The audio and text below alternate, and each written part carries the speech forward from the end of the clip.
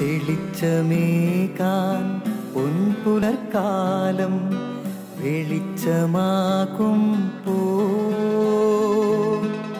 നുറുങ്ങുവെട്ടം പക്ഷിപരാഗം തെളിച്ചു കാട്ടും വരുന്നു ദൈവം മനസ്സിനുള്ളിൽ തിളക്കമേകിടാൻ തരുന്നു ധ്യാന പ്രകാശമാർക്കും വിളക്ക് വയ്ക്കുമ്പോൾ നുറുങ്ങുവെട്ടം ഇറങ്ങിടട്ടെ ഹൃദന്തമെല്ലാം യുഗപ്രകാശത്താൽ മറഞ്ഞിടട്ടെ മനാന്ധകാരം യുഗപ്രസാദത്താൽ നുറുങ്ങുവെട്ടം.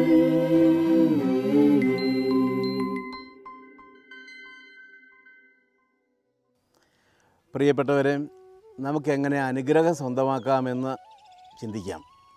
റൂത്തിൻ്റെ പുസ്തകം 2-ാം അധ്യായത്തിൽ ഒരു സംഭവം രേഖപ്പെടുത്തിയിട്ടുണ്ട്.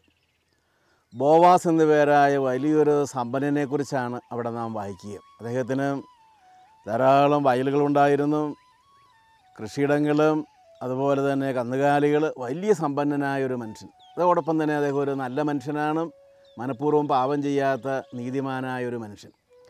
മനഃപൂർവ്വം പാപം ചെയ്യാത്ത നീതിമാന്മാരായവർക്ക് അനുഗ്രഹം കിട്ടാനുള്ളൊരു മാർഗ്ഗം അദ്ദേഹത്തിൽ നമുക്ക് പഠിക്കാനായിട്ട് പറ്റും. അദ്ദേഹം തൻ്റെ കൃഷിയിടത്ത് വരുമ്പോൾ കൊയ്ത്തുകാരെ കാണുന്നു.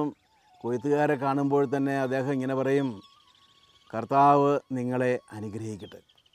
ഉടനെ തന്നെ അവിടെയുള്ള കൊയ്ത്തുകാരെല്ലാവരും കൂടി മറുപടിയായി പറയും, കർത്താവ് ബോവാസിനെയും അനുഗ്രഹിക്കട്ടെ. ഇങ്ങനെ അദ്ദേഹം മറ്റുള്ളവരെ, തൻ്റെ തൊഴിലാളികളെ പോലും അനുഗ്രഹിക്കാനായിട്ട് തയ്യാറായി സമയം കണ്ടുപിടിച്ച വ്യക്തിയാണ്.